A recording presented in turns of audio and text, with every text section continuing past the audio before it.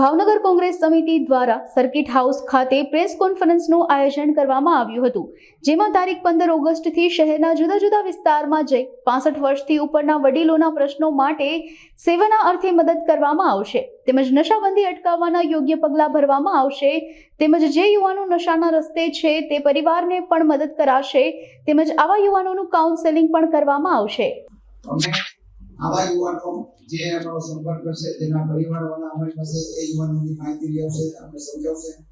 તો એ યુવાનોને D addiction માટેની તમામ સગવડતાઓ કોંગ્રેસે 1 વર્ષ માટે ભાવનગરમાં 2 જગ્યાએ કરી છે। આ માટેની જે મેડિકલ ટીમ હોવી જોઈએ,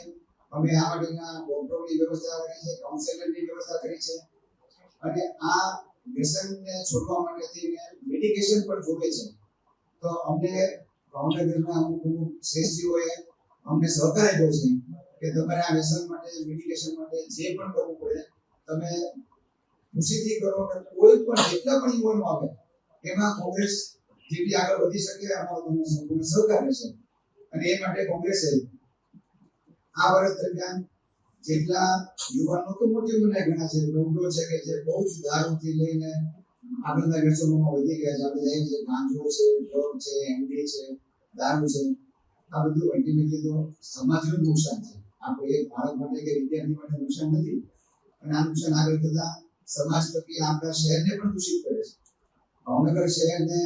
છેલ્લા 5 વર્ષના આપણે વ્યસનોના આંકડા જોઈએ તો છેલ્લા 5 વર્ષમાં